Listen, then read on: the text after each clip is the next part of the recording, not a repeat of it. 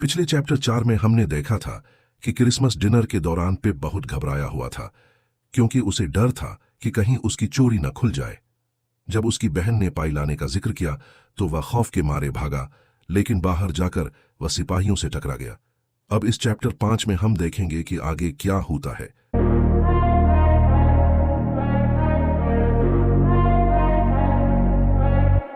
सिपाहियों की एक पूरी कतार ने अपनी भरी हुई बंदूकों के बट दरवाजे पर दे मारे। इस आवाज से खाने वाले तमाम मेहमान उलझन में मेज से उठ खड़े हुए। उसी लम्हे मेरी बहन खाली हाथ बावर्ची खाने में वापस आई। दरवाजे पर सिपाहियों को देखकर वह रुक गई और हैरत से कहने लगी, या खुदा पाई का क्या हुआ। इस वक्त मैंने थोड़ा होश संभाला। वही सिपाही जिसने मुझसे बात की थी अब मेहमानों को देख रहा था।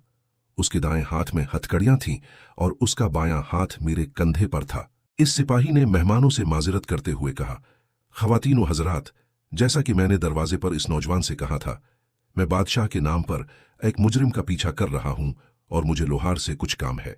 मेरी बहन ने फौरन पूछा, आपको इससे क्या काम है? सिपाही ने खुशामदाना अंदाज में जवाब दिया, अगर मैं अपनी तरफ से बात करूं तो कहूंगा कि इसकी खूबसूरत बीवी से मिलने का एजाज चाहता हूं, और अगर बादशाह की तरफ से बात करूं तो कहूंगा कि इसे थोड़ा सा काम करना है। ये सुनकर मिस्टर पंबलचूक ने जोर से कहा, वाह, बहुत खूब। सिपाही ने जो की तरफ देखते हुए कहा, देखो लोहार, हमारी इन हथकड़ियों में से एक का ताला खराब हो गया है, ये फौरन ठीक करनी है, तो जरा इन्हें देख लो। जो ने इन हथकड़ियों को देखा और कहा कि इसकी मरम्मत के लिए आग जलानी पड़ेगी और तकरीबन 2 घंटे लगेंगे। सिपाही ने कहा, फिर फौरन काम शुरू करो, ये बादशाह की खिदमत है, और अगर मेरे सिपाही कहीं काम आ सकते हैं तो वह भी मदद करेंगे। उसने अपने सिपाहियों को बुलाया जो एक एक करके बावर्ची खाने में आए और अपने हथियार एक कोने में रख दिए। फिर वह इधर उधर खड़े हो गए जैसे सिपाही होते हैं।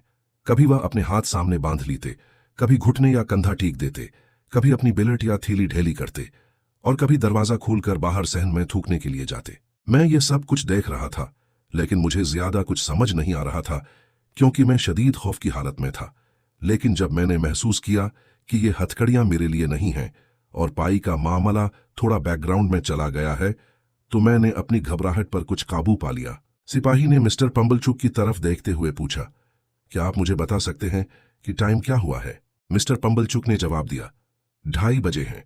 सिपाही ने सोचते हुए कहा, अगर मुझे यहां 2 घंटे रुकना पड़े तो भी चल जाएगा। बताएं यहां से दलदल कितनी दूर है? पंबलचूक ने कहा, मेरे ख्याल में 1 मील से ज्यादा नहीं होगी। मेरी बहन ने कहा, बिल्कुल 1 माइल है। सिपाही ने कहा, बहुत अच्छे, हम शाम के वक्त इनका घेराव करेंगे, मेरे हुक्म के मुताबिक शाम से थोड़ी देर पहले। ये ठीक रहेगा। मिस्टर वॉप्सले ने बड़ी नेचुरल सी बात की तरह पूछा, क्या ये कैदी हैं सिपाही साहिब? सिपाही ने जवाब दिया, हाँ, 2 हैं। इनके बारे में मालूम है कि वह अभी दलदल में ही हैं और शाम से पहले भागने की कोशिश नहीं करेंगे। क्या किसी ने यहां इनमें से किसी को देखा है? मेरे सिवा सब ने एतमाद से कहा कि नहीं, किसी ने मेरी तरफ नहीं देखा। सिपाही ने कहा, अच्छा, मेरा ख्याल है कि वह जल्द ही घेरे में आ जाएंगे, इससे भी पहले जितना वह समझते हैं। अब लोहार, अगर तुम तैयार हो तो बादशाह तैयार है, यानी हम बादशाह के सिपाही भी तैयार हैं। जो ने अपना कोट वास्कट और गर्दनबंद उतार कर चमड़े का तहबंद बांधा और लोहार की दुकान में चला गया। सिपाहियों में से एक ने उसकी लकड़ी की खिड़कियां खोलें, दूसरे ने आग जलाई, तीसरे ने धूमकनी चलाई और बाकी आग के गिर्द खड़े हो गए जो अभी भड़क रही थी।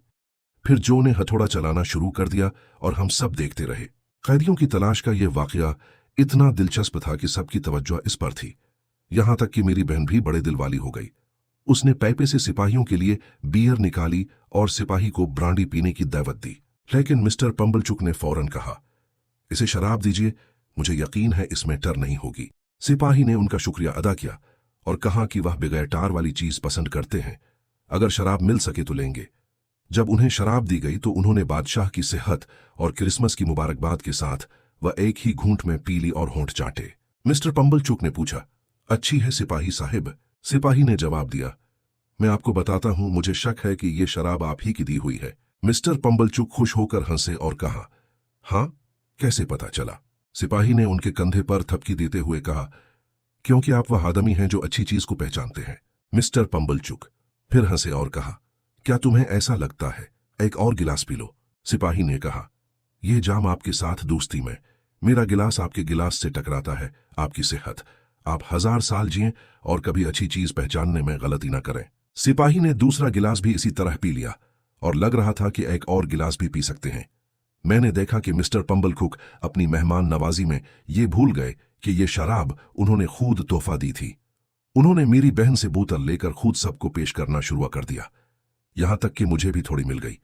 जब पहली बोतल खत्म हुई तो उन्होंने दूसरी बोतल भी मंगवाकर इसी फयाजी यानी बिग हार्ट से सबको पिलाई।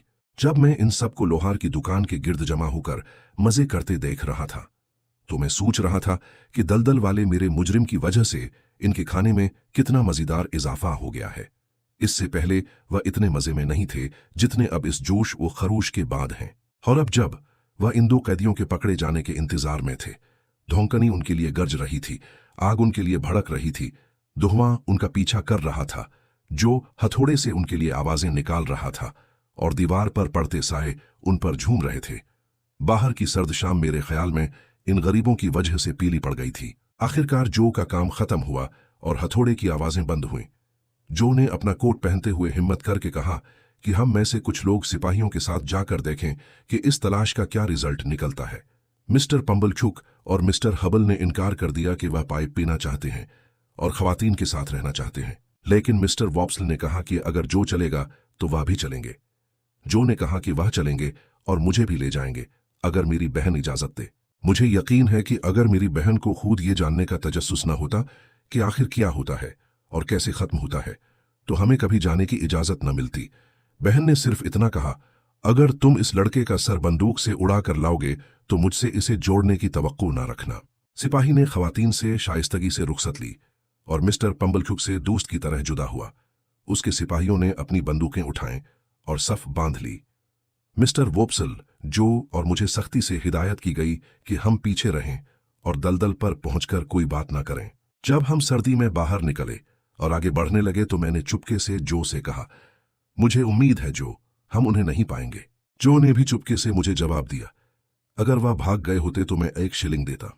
गांव से कोई हमारे साथ नहीं आया क्योंकि मौसम सर्द था, रास्ता खौफनाक था, पैदल चलना मुश्किल था, अंधेरा हो रहा था और लोग घरों में आग के पास बैठे दिन गुजार रहे थे। कुछ चेहरे खिड़कियों से झांक कर हमें देखते रहे लेकिन कोई बाहर नहीं आया। हम निशान वाले तख्ते के पास से गुजरे और सीधे कब्रिस्तान पहुंचे। वहां सिपाही के इशारे पर हम थोड़ी देर रुके जबकि 2 या 3 सिपाही कब्रों में पहल गए और बरामदे को भी चेक किया। वह कुछ न पाकर वापस आ गए। फिर हम कब्रिस्तान के दरवाजे से खुली दलदल की तरफ निकल गए। मशरिकी हवा के साथ बर्फ के तेज दाने हम पर बरसने लगे और जो ने मुझे अपनी पीठ पर उठा लिया। अब हम इस खौफनाक ब्याबान में थे जहां 8-9 घंटे पहले मैं खुद आया था और जहां मैंने दोनों मुजरिमों को छुपे देखा था। अब पहली बार मैंने बड़े खौफ के साथ सोचा कि अगर हम इनसे मिल गए तो क्या मेरा वाला मुजरिम ये नहीं समझेगा कि मैं ही सिपाहियों को लाया हूं। उसने मुझसे पूछा था कि कहीं मैं दहू का बाज तो नहीं हूं और कहा था कि अगर मैं उसका शिकार करने में शामिल हुआ तो मैं बहुत जालिम नौजवान शिकारी हूंगा। क्या वह यकीन करेगा कि मैं वाकई दहू का बाज और शिकारी हूं और उसे पकड़वा दिया है? अब इस सवाल का जवाब सूचना बेकार था। मैं जो की पीठ पर था और जो मेरे नीचे था। नालियों को पार करता हुआ एक शिकारी कुत्ते की तरह आगे बढ़ रहा था और मिस्टर वॉप्सल को इंसिस्ट कर रहा था कि वह अपनी रूमन नाक के बल न गिरे और हमारे साथ रहे। सिपाही हमारे आगे थे, एक दूसरे से फासले पर एक लंबी कतार में पहले हुए थे। हम उस रास्ते पर जा रहे थे जो मैंने सुबह शुरू किया था और जहां से धुंध में भटक गया था। अब धुंध नहीं थी, शायद हवा ने इसे उड़ा दिया था। गुरूबे आफताब की सुर्ख रोशनी में वह मीनार, फांसी का फंदा, तौपगाह का टीला और दरिया का दूसरा किनारा साफ नजर आ रहा था, अगरचे सब कुछ पानी की तरह लीड यानी शीशे के रंग का था। मेरा दिल जो के चौड़े कंधे पर इस तरह धड़क रहा था जैसे कोई लोहार हथौड़ा चला रहा हो। मैंने चारों तरफ कैदियों का कोई निशान ढूंढा, कहीं कुछ नजर नहीं आया, कोई आवाज नहीं सुनाई दी। मिस्टर वॉप्सल ने अपनी तेज सांस लेने से मुझे कई बार डराया था, लेकिन अब मैं इन आवाजों को पहचानने लगा था और इन्हें ताकुब वाली चीजों से अलग कर सकता था। मुझे शदीद झटका लगा जब मैंने समझा कि मैंने फिर से फाइल की आवाज सुनी है, लेकिन वह सिर्फ भीड़ की घंटी थी। भीड़ों ने चरना छोड़कर डरते डरते हमें देखा और जानवरों ने अपने सर हवा और बर्फ से हटाकर गुस्से से घूरा जैसे हम उनकी दोनों परेशानियों के जिम्मेदार हों। लेकिन इन चीजों के अलावा और घास के हर पट्टे में ढलते दिन की कपकपाहट के सिवा दलदल की खौफनाक खामोशी में कोई खलल ना था। सिपाही पुरानी तोपगाह की तरफ बढ़ रहे थे और हम इनसे थोड़ा पीछे थे कि अचानक हम सब रुक गए, क्योंकि हवा और बारिश के साथ हम तक एक लंबी आवाज पहुंची थी। वह आवाज दोहराई गई। ये मशरिक की तरफ से दूर थी, लेकिन लंबी और बुलंद थी, बल्कि लगता था कि दो या ज्यादा आवाजें एक साथ उठ रही हैं। सिपाही और उसके करीब वाले सिपाही आहिस्ता से यही बात कर रहे थे कि जब जो और मैं वहां पहुंचे। एक और लम्हा सुनने के बाद जो अच्छा अंदाजा लगाने वाला था, वह मान गया कि यह किसी की आवाज है, और मिस्टर वॉप्सल ने भी इत्तिफाक किया। सिपाही फैसला कुन आदमी था। उसने हुक्म दिया कि इस आवाज का जवाब न दिया जाए, बल्कि रास्ता बदलकर सिपाही उस तरफ बढ़ें। चुनांचे हम दाएं तरफ मुड़े जहां मशरिक था, और जो ने इतनी शानदार दौड़ लगाई कि मुझे अपनी सेठ बरकरार रखने के लिए मजबूती से पकड़ना पड़ा। हवा की दौड़ थी, और जैसा कि जो ने पूरे वक्त में सिर्फ 2 अल्फाज कहे, तेज दौड़। नीचे ढलानों पर और ऊपर ढलानों पर, दरवाजों पर से, नालियों में छपड़ाते हुए, मोटी झाड़ियों को तोड़ते हुए। किसी को परवाह नहीं थी कि वह किधर जा रहा है। जैसे जैसे हम इस आवाज के करीब आए, ये ज्यादा वाज़ेह होता गया कि ये एक से ज्यादा आवाजें हैं। कभी कभी ऐसा लगता कि आवाज बिल्कुल रुक गई है, तो सिपाही रुक जाते। जब दोबारा शुरू होती तो सिपाही पहले से ज्यादा तेजी से उस तरफ बढ़ते, और हम उनके पीछे। थोड़ी देर बाद हम इस आवाज के इतने करीब पहुंच गए कि हम सुन सकते थे कि एक आवाज कह रही थी, कत्ल, और दूसरी आवाज कह रही थी, कैदी, भागे हुए, पकड़ो, भागे हुए कैदियों को इधर पकड़ो। फिर दोनों आवाजें ऐसी दबते जैसे किसी कश्मकश में हों, और फिर दोबारा शुरू हो जाते। जब ये हाल हुआ तो सिपाही हरण की तरह दौड़े, और जो भी वैसे ही दौड़ा। जब हम इस आवाज के बिल्कुल करीब पहुंचे तो सिपाही पहले अंदर गया, और उसके 2 सिपाही उसके पीछे पीछे अंदर गए। जब हम सब अंदर पहुंचे तो उनकी बंदूकें तानी हुई थीं। सिपाही ने हानिपते हुए कहा, यहां दोनों हैं, तुम दोनों हथियार डाल दो, तुम 2 जंगली दरिंदू, तुम पर लानत, अलग हो जाओ। पानी छिड़क रहा था, कीचड़ उड़ रहा था, गालियां पड़ रही थीं और मुक्के चल रहे थे। कुछ और सिपाही नाली में उतरे तो उन्होंने सिपाही की मदद की और मेरे मुजरिम और दूसरे मुजरिम को अलग अलग घसीट कर बाहर निकाला। दोनों खून में लथड़े हुए थे, हानप रहे थे, गालियां दे रहे थे और कशमकश कर रहे थे, लेकिन मैंने इन दोनों को फौरन पहचान लिया। मेरे मुजरिम ने अपनी फटी हुई आस्तीन से अपने चेहरे का खून पूंछा और अपनी उंगलियों से फटे हुए बाल झाड़ते हुए कहा, सुनो, मैंने इसे पकड़ा है, मैं इसे तुम्हारे हवाले कर रहा हूं, ये बात याद रखो। सिपाही ने उससे कहा, इस बात पर खास जोर देने की कोई जरूरत नहीं है, तुम खुद भी उसी हालत में हो, ये बात तुम्हारे कुछ काम नहीं आएगी। हथकड़ियां लाओ। मेरे मुजरिम ने एक लालची हंसी हंसते हुए कहा, मुझे इससे कोई फायदा नहीं चाहिए, मैं नहीं चाहता कि इससे मुझे अब से ज्यादा फायदा हो। मैंने इसे पकड़ा है, वह खुद जानता है, मेरे लिए यही काफी है। दूसरा मुजरिम देखने में बहुत बुरी हालत में था। उसके चेहरे के पुराने जख्म के अलावा ऐसा लगता था कि उसका पूरा जिस्म जख्मी और नूचा गया है।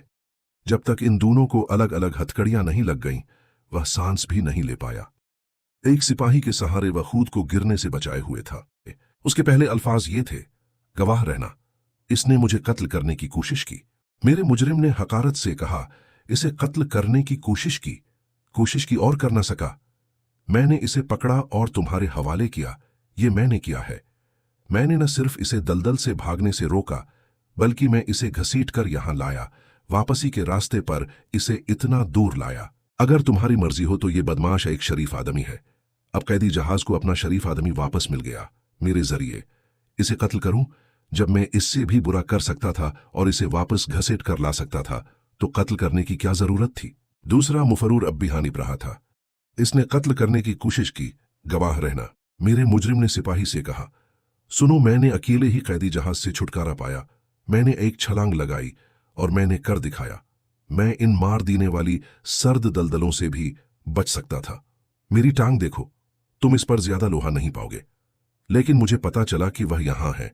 इसे आजाद छोड़ दूं, वह इन चीजों से फायदा उठाए जो मैंने ढूंढे, वह मुझे फिर अपना आला बनाए। एक बार फिर? हरगिज नहीं। अगर मैं वहां नाली में मर जाता तो मैं इसे इस तरह पकड़े रहता कि तुम इसे मेरे चंगुल में महफूज पाते। दूसरा मुफरूर, जो अपने साथी से शदीद खौफजदा था, उसने दोहराया, इसने मुझे कत्ल करने की कोशिश की। अगर तुम न आते तो मैं मर चुका होता। मेरे मुजरिम ने गुस्से से कहा, यह झूठ बोलता है, यह पैदाइशी झूठा है और मरेगा भी झूठा। इसका चेहरा देखो, क्या इस पर नहीं लिखा हुआ, वह मेरी तरफ अपनी आंखें उठाकर देखे। मैं इसे चिलिंग करता हूं कि वह ऐसा करे। दूसरा मुजरिम ताना भरी मुस्कुराहट की कोशिश कर रहा था, लेकिन उसके मुना की घबराहट को कोई खास शक्ल नहीं दे सका। उसने सिपाहियों को देखा, दलदल को देखा, आसमान को देखा, लेकिन यकीनन उसने बोलने वाले की तरफ नहीं देखा। मेरे मुजरिम ने बात जारी रखी। तुम इसे देख रहे हो, तुम देखते हो कि यह कितना बदमाश है। तुम वह नीची और भटकती हुई आंखें देख रहे हो। जब हम एक साथ मुकद्दमे में थे तो इसने इसी तरह देखा था। इसने कभी मेरी तरफ नहीं देखा। दूसरा मुजरिम हमेशा की तरह अपने सूखे होंठों को चाट रहा था और अपनी आंखें बेचैनी से इधर उधर घुमा रहा था। आखिरकार उसने एक लम्हे के लिए बोलने वाले की तरफ देखा और कहा, तुम देखने के काबिल नहीं हो, और उसने उसके बंधे हुए हाथों की तरफ ताना भरी नजर डाली। इस पर मेरा मुजरिम इतना गुस्से में आ गया कि वह उस पर दौड़ पड़ता, लेकिन सिपाहियों ने बीच में आकर रोक लिया। तब दूसरे मुजरिम ने कहा, क्या मैंने तुमसे नहीं कहा था कि यह मुझे कत्ल कर देगा अगर कर सके? और कोई भी देख सकता था कि वह खौफ से कांप रहा था और उसके होंठों पर बर्फ की तरह सफेद पपड़ियां जम रही थीं। सिपाही ने कहा, बस यह बहस काफी है, वह मशालें जला दूं। इन सिपाहियों में से एक, जो बंदूक की जगह एक टोकरी उठाए हुए था, घुटना टीक कर इसे खोलने लगा।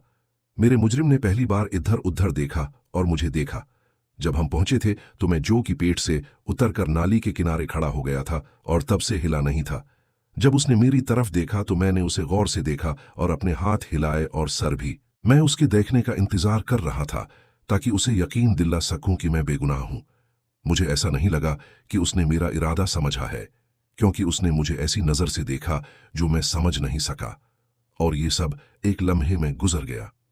लेकिन अगर वह मुझे 1 घंटा या 1 दिन भी देखता रहता तो मैं उसका चेहरा इससे ज्यादा तवज्जो वाला याद नहीं रख सकता था। चौकरी वाले सिपाही ने जल्दी से आग जलाई और 3 या 4 मशालें रोशन की। एक मशाल उसने खुद ली और बाकी दूसरों में तकसीम कर दी। पहले ही तकरीबन अंधेरा था, लेकिन अब बालकुल अंधेरा हो गया। इस जगह से जाने से पहले 4 सिपाहियों ने एक दायरे में खड़े होकर 2 बार हवा में गोलियां चलाईं। थोड़ी देर बाद हमने अपने पीछे कुछ फासले पर दूसरी मशालें जलती देखी और दरिया के दूसरे किनारे दलदल पर भी।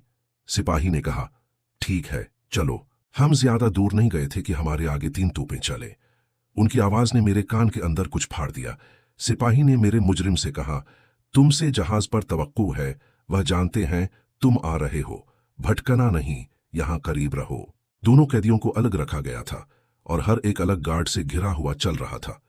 मैंने जो का हाथ पकड़ रखा था और जो एक मशाल उठाए हुए था। मिस्टर वॉप्सल वापस जाना चाहते थे, लेकिन जो ने आखिर तक देखने का इरादा किया तो हम पार्टी के साथ चलते रहे। अब ज्यादातर दरिया के किनारे एक अच्छा रास्ता था। कहीं कहीं नालियां आती थीं, जिन पर छोटी छोटी चक्कियां और कीचड़ से भरे पड़े होते थे। जब मैंने पीछे देखा तो मैं दूसरी रोशनियां भी आती देख सकता था। हमारी मशालें रास्ते पर आग के बड़े धब्बे गिरा रही थीं और मैं उन्हें भी धुआं उठाते और लपटते देख सकता था। उनके अलावा कुछ नहीं दिखाई देता था सिवाय स्याह अंधेरे के। हमारी रोशनियां अपनी तेज आग से हमारे इर्द-गिर्द की हवा को गर्म कर रही थीं और दोनों कैदी इससे खुश दिखाई देते थे। जब वह बंदूकों के दरमियान लंगड़ाते हुए चल रहे थे, हम तेजी से नहीं चल सकते थे क्योंकि वह लंगड़ा कर चलते थे और वह इतने थके हुए थे कि 2-3 बार हमें रुक कर उन्हें आराम देना पड़ा। तकरीबन 1 घंटा इस तरह चलने के बाद हम एक कच्ची लकड़ी की झूंपड़ी और घाट पर पहुंचे। झूंपड़ी में एक पहरेदार था। उन्होंने ललकारा और सिपाही ने जवाब दिया। फिर हम झूंपड़ी में गए जहां तंबाकू और चूने की बू थी। एक तेज आग जल रही थी, एक चिराग था, बंदूकें रखी हुई थीं, एक ड्रम था और एक नीची लकड़ी की चारपाई थी जो एक बहुत बड़ी इस्त्री की मशीन की तरह थी। उस पर एक साथ तकरीबन 12 सिपाही आ सकते थे। 3 या 4 सिपाही जो अपने कोठू में उस पर लेटे हुए थे। उन्होंने हम में ज्यादा दिलचस्पी नहीं ली, बस सर उठाकर ओंगते हुए देखा और फिर लेट गए। सिपाही ने कुछ रिपोर्ट दी और एक किताब में कुछ अंदराज किया। फिर जिसे कैदी को मैं दूसरा कैदी कहता हूं, उसे उसके गार्ड के साथ पहले जहाज पर भेज दिया गया। मेरे कैदी ने एक बार के सिवा मुझे कभी नहीं देखा। जब हम झूंपड़ी में खड़े थे, वह आग के सामने खड़ा सूच में इसे देखता रहा या बारी बारी अपने पांव आग के सामने चूल्हे पर रखकर उन्हें गौर से देखता रहा, जैसे उन पर तरस खा रहा हो कि हालिया महमजूई में उन्हें कितनी मुश्किलात का सामना करना पड़ा। अचानक उसने सिपाही की तरफ देखा और कहा, मैं इस फरार के बारे में कुछ कहना चाहता हूं। ऐसा करने से शायद कुछ लोग मेरे साथ शक में ना पड़े। सिपाही ने बाजू बांधे ठंडे अंदाज में उसे देखते हुए कहा, तुम जो चाहो कह सकते हो, लेकिन यहां कहने की जरूरत नहीं है। इस मामले के खत्म होने से पहले तुम्हें इसके बारे में कहने और सुनने के बहुत मौके मिलेंगे। कैदी ने कहा, मैं जानता हूं, लेकिन ये एक और बात है, अलग मामला है। आदमी भूखा नहीं रह सकता, कम अज कम मैं नहीं रह सकता। मैंने कुछ खाना लिया था इस गांव में जहां चर्च दलदल के करीब है। सिपाही ने कहा, तुम्हारा मतलब चोरी किया? कैदी ने कहा, और मैं बताता हूं कहां से, लोहार के घर से। सिपाही ने जो की तरफ देखते हुए कहा, हेलो। जो ने मेरी तरफ देखते हुए कहा, हेलो पिप। कैदी ने कहा, कुछ टूटी फूटी चीजें थीं और थोड़ी शराब और एक पाई। सिपाही ने जो से राजदाराना अंदाज में पूछा, क्या तुम्हारे घर से पाई गायब हुई है? जो ने कहा, मेरी बीवी के पास से गायब हुई, बिल्कुल उसी वक्त जब तुम आए थे। तुम नहीं जानते पिप? मेरे कैदी ने जो की तरफ बड़ी उदास नजर से देखते हुए कहा, और मेरी तरफ जरा भी नहीं देखा। तो तुम लोहार हो? तो मुझे अफसोस है कि मैंने तुम्हारा पाई खाया। जो ने जवाब दिया, खुदा जानता है तुम इसे खाने के हकदार हो, जहां तक मेरा इसमें हिस्सा था। हम नहीं जानते तुमने क्या किया है, लेकिन हम तुम्हें भूखे मरने के लिए नहीं छोड़ सकते थे, ए गरीब बदबख्त मखलूक। है ना पिप? वह अजीब आवाज जो मैंने पहले उसके गले में देखी थी फिर से गूंजी और उसने पीठ फेर ली। कश्ती वापस आ गई थी और उसके गार्ड तैयार थे, तो हम उसके पीछे घाट तक गए जो कच्ची लकड़ी और पत्थरों से बना था। हमने देखा कि उसे कश्ती में बिठाया गया जिसे उस जैसे कैदी चला रहे थे। किसी को उसे देखकर हैरानी नहीं हुई, न किसी ने उसे देखने में दिलचस्पी दिखाई, न कोई खुश हुआ, न कोई गमगीन हुआ। किसी ने एक लफ्ज नहीं कहा, सिवाय इसके कि कश्ती में मौजूद किसी शख्स ने कुत्तों की तरह गर्ज कर कहा, चलो, और चप्पू पानी में डूब गए। मशालों की रोशनी में हमने वह काला कैदी जहाज देखा जो किनारे की कीचड़ से थोड़ा दूर खड़ा था, जैसे कोई शरीर कश्ती नो, सलाखों में बंद और भारी जंग आलूद जंजीरों से बंधा। वह कैदी जहाज मेरी छोटी आंखों में खुद भी कैदियों की तरह बेड़ियों में जकड़ा हुआ लगा। हमने कश्ती को जहाज तक जाते देखा और उसे ऊपर जाते हुए देखा और वह गायब हो गया। फिर मशालों के जलते हुए सिरों को पानी में फेंका गया जो पहनकारे के साथ बुझ गए, जैसे उसके साथ सब कुछ खत्म हो गया। अब देखिए, इस पूरे चैप्टर में डिकेंस ने बहुत कुछ रखा है। पहली बात तो ये कि इंसाफ के मामलात आम लोगों के लिए तफरीह का जरिया बन जाते हैं। लोग कैदियों की गिरफ्तारी के तमाशे से लुत्फ अंदोज हो रहे हैं। पिप इस तल्ख हकीकत को नोट करता है कि एक आदमी की मुसीबत दूसरे की खुशी बन सकती है। दूसरी बात यह कि इंसाफ की जाती तारीफें कानून के इंसाफ से टकराती हैं। दोनों मुजरिम अपने आप को अखलाकी तौर पर बरतर समझते हैं और दूसरे को मुजरिम ठहराते हैं, लेकिन सिपाही कानून की नुमाइंदगी करते हुए दोनों के साथ एक जैसा सलूक करता है। तीसरी बात यह कि मेरे मुजरिम की सखावत देखने को मिलती है। वह चोरी का इत्तराफ खुद करता है ताकि पीप को सजा से बचा सके। वह जो से कहता है कि मैंने तुम्हारा पाई खाया और माफी चाहता है। चौथी बात यह कि जो का किरदार फिर से नुमाया होता है। वह मुजरिम से नरमी से बात करता है, उसे इंसान समझता है जिसके कुछ हुकूक हैं, जबकि सिपाही और दूसरे इससे जानवरों जैसा सुलूक करते हैं। पांचवें बात यह कि सवाल पैदा होता है कि ये दोनों मुजरिम क्यों लड़ रहे हैं। मेरे मुजरिम ने खुद को पकड़वाया ताकि दूसरे को वापस जेल ले जा सके। उसे इतनी नफरत कहां से मिली कि वह जेल वापस जाने को तैयार है, बस दूसरे को भी तकलीफ में देखने के लिए। और छठी बात यह कि मुजरिम और पिप के दरमियान रिश्ता बढ़ता है, हालांकि वह बात नहीं करते और मुजरिम उसे देखता भी कम है। मुजरिम साफ तौर पर इस बच्चे की हिफाजत करना चाहता है और उसे डरते हुए वह पाई चोरी का इल्जाम खुद ले लेता है। दोनों दोबारा राज में मुत्तहिद हो जाते हैं। वह आवाज जो इसके गले में गूंजी वह गालिबन इसके रोने की आवाज थी। वह मजबूत मुजरिम भी इस बच्चे की मोहब्बत और बेगुनाही देखकर जज्बाती हो गया।